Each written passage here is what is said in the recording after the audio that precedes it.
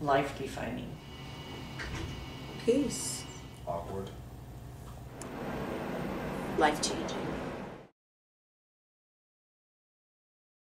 I don't think that hope is necessary in working with someone with terminal illness. I think peace is important. And I think that feeling peace doesn't necessarily mean that you have hope for a better future. What you have is what you have right now. And feeling that peace, I think, is absolutely more important than having hope. I think it's something that comes and goes with a terminal illness. It really depends on the person, their stage in their life when they're dealing with the illness, and what the illness is.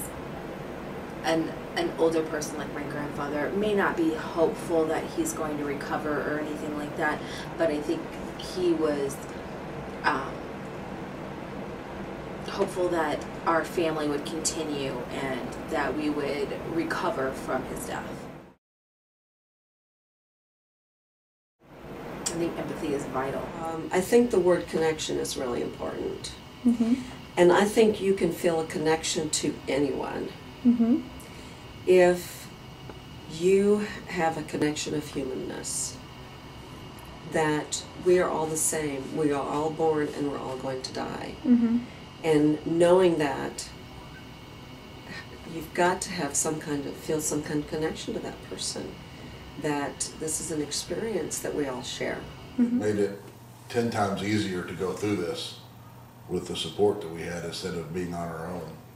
And to me, that's empathy too, when they're to go out of their way to help us or to anything we needed, whether it was with taking, I mean, people we didn't even know that well would say, you know, call me if you need us to take Josh somewhere because y'all are busy. And they weren't just saying it. It wasn't just lip service. They meant it. You could see in their face that they wanted to help somehow. And for somebody to want to help that much, to me, they have to be empathizing with you. That's not just feeling sorry for you, because you could feel sorry for a dog that got hit by a car, but you're not going to go out of your way to stop. You know, it's different. Mm-hmm. It's beyond that.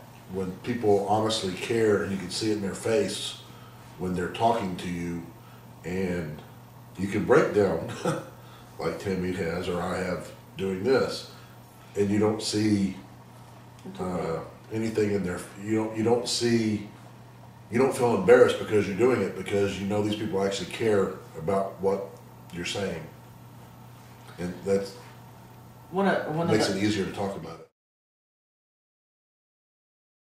I know I would have told myself during the whole time to be more supportive for what Tammy was going through.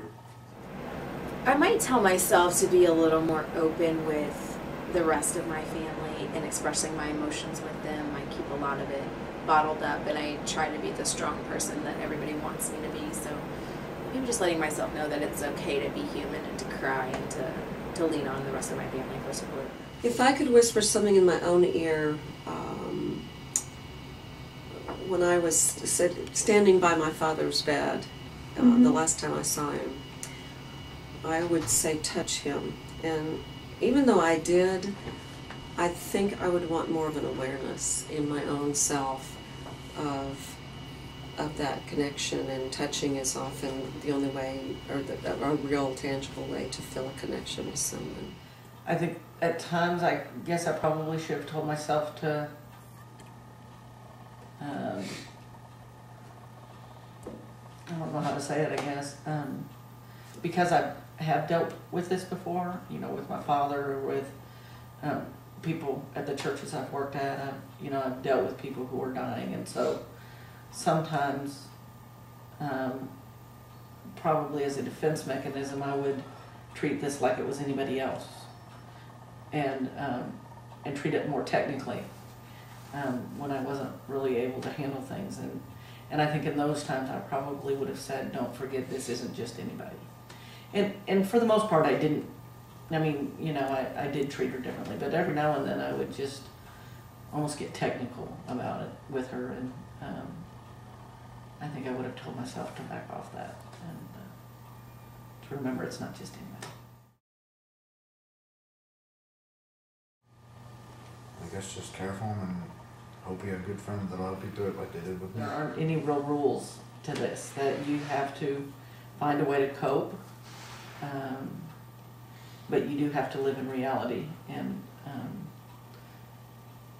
so you have to balance all that, you know, because sometimes we want to hide and pretend it's not happening, and other times we wallow in it, and neither of those is really good. And so to be able to enjoy each day, but know the reality of your situation, I guess. Just remember that the person that you're caring for is still a person. They still have feelings, they still have hopes and dreams and emotions and ties to this world and ties to the people around them.